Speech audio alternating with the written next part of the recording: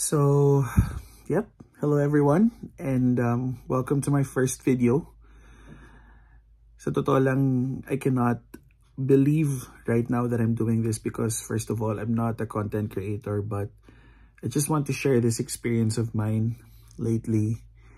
And I know that some of you can relate to this kind of experience, especially to those people who are, career-oriented. Maybe you are in your 20s or maybe you are in your 30s or probably in your 40s. And still you are thinking or probably thinking of what kind of career move are you going to do, with your present situation. And just like what I said earlier, again, I'm not a content creator. And as you can see, or as you can hear rather, I have a background noise which is the clock behind me. So, pasensya na po. So, let me just give you a background story of mine before I share to you my experience. So, ako po si Carlos. But everyone calls me Sian because that's my nickname. So, way back in the Philippines, before I arrived here in Canada, I was a teacher for 11 years. I taught English. And that's my major. Okay, so I taught English in private school for 5 years and 6 years in the public school system. In 2021, the last quarter of 2021, I was able to finish my master's degree by God's grace, and I'm really grateful to the Lord for helping me na makatapos ng master's during that time because it was pandemic. And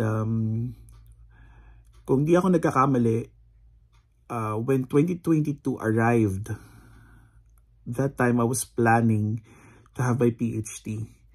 I was asking my colleagues, I was asking also my mentors before kung ano ba yung dapat na i-take na doctorate degree or paano ba ako makakapag-aral ng libre because in 2021, I got married and syempre pag nagsisimula ka sa marriage, medyo tight ang budget, maraming mga kailangang paglaanan. And that time I was looking for scholarships but unfortunately hindi ako makahanap or wala akong nahanap na any scholarship for me. Okay? But then there was this opportunity that came in sa aming mag-asawa. It was a plot twist nung aming 2022 nung December, and here we are, nandito na kami sa Canada. So honestly, ang buhay dito sa Canada, it's not a walk in the park, and hindi naging madali sa umpisa kasi lalo na katulad ko, I was a teacher for 11 years. And when I arrived here in Canada, my work was, and until now actually, ang work ko ay nasa isang fast food chain. I work as a kitchen crew before. And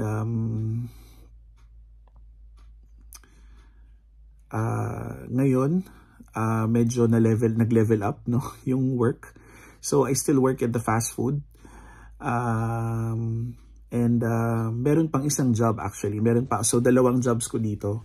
So isa akong front desk agent sa isang hotel at isa akong guest experience or customer service representative sa isang fast food chain, So basically I take care of customers. And kung tutuusin, ang layo nung work ko sa Pinas dito na meron ako sa Canada. And just recently, when I opened my Facebook, nakita ko yung mga colleagues ko before, yung mga classmate ko nung college, they just graduated from their MAs, they just graduated from their PhDs. Nakakatawa yung mga iba kong kaibigan, nasa higher offices na, gaganda na ng mga career nila. When I was like scrolling my Facebook during that time, hindi may tago yung inggit. Hindi may tago yung sana ako din. Alam mo yun? Sana andun din ako sa phase na yun na nakatoga ako, na meron din akong ganung post na thank you Lord, I graduated, I finished my degree, blah blah blah and so on. Pero alam mo, habang nagsiscroll ako sa Facebook at habang binabati ko sila, nakakatuwa kasi the Lord reminded me of my season. Alam nyo, may kanya-kanya tayong season sa buhay. Nakakatuwa nga kasi dito sa Canada, we have 4 seasons. We have winter, autumn, summer, spring. And parang ganun din yung life natin eh. May kanya-kanya tayong season. May times na okay tayo, may times na hindi.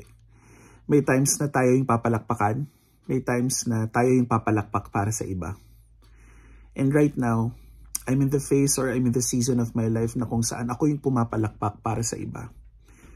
And honestly, masaya ako. Masaya ako para sa mga kaibigan ko. Masaya ako para sa mga colleagues ko na na-achieve nila yung dream nila.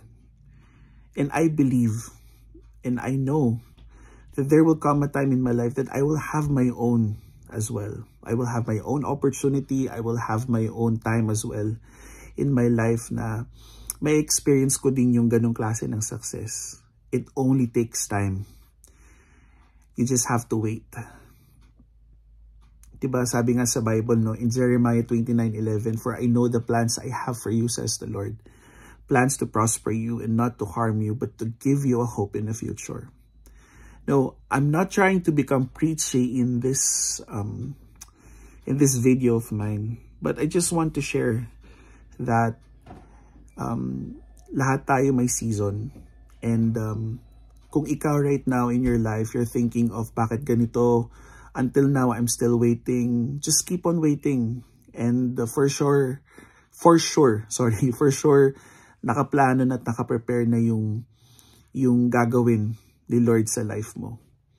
You are just nasa season ka lang ng life mo ngayon na nag-aantay ka at dapat kang mag-antay kasi through waiting, maraming ituturo si Lord sa'yo. And trust me, the process, the road is not easy, but life-changing yung proseso habang tayo'y nag-aantay. Minsan alam mo, habang naghihintay tayo dyan natin, mas lalong nakikilala yung sarili natin. Mas lalong dyan nagdi-deepen yung faith natin kung talaga bang magtitiwala ba tayo kay Lord? Or magtitiwala ba tayo lalo sa sarili natin?